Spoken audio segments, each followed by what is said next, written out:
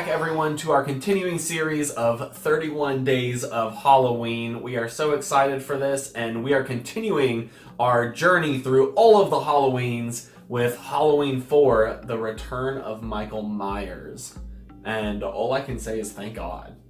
Yes, if you watched our Halloween 3 review, which we will link for you, we were excited to go back to the original theme of this series.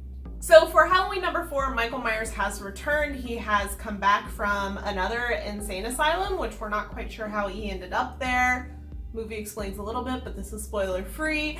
And he is now going after his niece. Jamie Lee Curtis's character, Laurie Strode, has had a kid. We don't really know what happened to her, but the kid is there and he is after the kid. So that is the entire plot of this movie. So this movie is a lot more contained than Halloween 3 right off the bat because we're back with Michael, and I think it's a much stronger plot for it. I think overall the plot was pretty good on this one. It was not that different from Halloween 1 and 2, but I felt like it was executed pretty well. I think that going back to the original kind of formula of the first couple and kind of similar themes and even like certain scenes and stuff was a good way to bring it back to Michael Myers, and I'm hoping that as we go into 5 that it'll start to like branch out a little bit, but I'm okay with it being pretty similar for number 4 personally. So I think overall the Halloween series struggles with pacing, which is odd because I think other John Carpenter movies don't struggle with this as much. Like I don't think The Thing struggles with pacing quite as much. It has some slow moments, but that's not necessarily a bad thing. Yeah, whereas the slow moments in these films really feel like they make the films struggle more. And I think Halloween 4 does a better job of like mitigating this. The problem is not gone, but it's not quite as bad as some of the other Halloween films. I still have a problem with the pacing on this one because it seemed to have some really cool pieces at the beginning that really like ramped you up, and then like a really kind of slow, boring middle part where they're like establishing all the side characters and stuff, and then it ramps back up. I'd rather have like a slow build instead of a like big start, go down, and then back up, personally. That's true. I was very interested at the beginning, and it felt like it was ramping up big time, and then it did kind of peter out in the middle until you get to the big finale.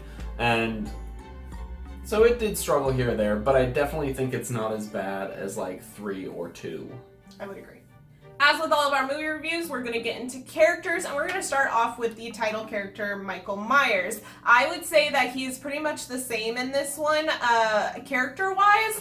He ramps up a little bit, but you know, he's still got that slow pacing, that very focused drive, and he's gotten a lot more violent in this one than the previous two. Like, the carnage in this movie was amped up a lot. Yeah, you could definitely tell they were getting a little more sadistic in their kills. And not only off-screen, but on-screen as well. Which I was very surprised by. I do think that John Carpenter's very good at physical effects in his films, and it really shows that he's starting to get a handle on it, because I don't think you see a ton of that in the first 2 Halloweens. It's more off-screen in the first few, and then this one you saw a lot more of the, like, face-to-face violence on-screen. He's also a lot stronger in this film, which I don't think is a spoiler. If you've watched our previous reviews, we talk about how in the first one, it seems like he has enhanced strength, but we don't really know like if that was purposeful or if it was just like an over-exaggeration of the character. And since then, and number 2 really emphasized that it is a piece of his character, and this one even more so, which leads us into the Doctor. Yeah, so I was actually surprised that the doctor, who was his doctor in the very first film... And the second one. And ended up shooting him, and he was in the second one, ended up, you know, all the things that happened and having to fight him. I was very surprised that he returned, actually, and he was an interesting character. I think he was a little toned down from the other 2 movies in that he didn't always make a lot of sense, or there was a lot of dumb scenes in the first couple films where... You know, people, it's the, I don't have time to explain, and run off. There's still a couple scenes where he does that, and I'm like, dude, if you slow down for 2 seconds, people might believe you. But I did feel like overall he was a little more reasonable about it, and when he wasn't slowing down, it at least made sense to me. And I enjoyed his character. I think it was, like I said, I was surprised he was there, and his relationship with Michael continues. it's an interesting thing that I did not expect the film to focus on. We actually have a lot of continuity between characters in this film, and that includes the character of Jamie, which is Laurie Strode's daughter. And she was an interesting character in this. You know, she is having nightmares of Michael Myers and things like that, which is a little suspense of belief on that one, because she's having very vivid nightmares as if she witnessed some of these things, which she did not. She's just been told about them, so, you know. I honestly think keeping her within the family, because obviously she is Michael Myers' niece, just kept with the theme and kept his focus very exact, instead of just having we have this established killer character now and now we can do whatever we want with him. Like, no, he still has a very cohesive storyline and intent. This film also had a ton of side characters, and we both actually talked about it after the film, that I felt like they could have spent some less time on the side characters or deleted some altogether, and they kind of added to that pacing problem in the middle and how convoluted some of it got, because you started focusing on so many different little characters and plots that... And I think that if we had started with that and then led up to Michael Myers, that would have made the getting to know these side characters over time more compelling. But I think the fact that we started with Michael Myers and some intense shit with that, and then I was like, no, can we go back? I don't care about this. Yeah, it's hard to care about some of those, and it definitely felt like it padded the runtime a little bit, which... This is less than an hour and a half long, and it still felt long as fuck. Yeah, for an hour and a half movie, there are some things that made it feel like the runtime was padded, and that's kind of funny because it did feel a lot longer than an hour and a half. It felt like a 2-hour movie, but it was only an hour and a half, which is not a compliment. Keeping with similar elements and themes from the first two movies, we did see the return of the theme music, at least the main one from the first one. I know there were two in the first one that they just bounce between constantly, but this one you just have the one that I don't even know how to there you go. That one. And I do think that it was used a lot more sparingly in this movie. It was still used frequently, but it was used in the right moments this time, whereas in the first one it was used at points where you're like, why?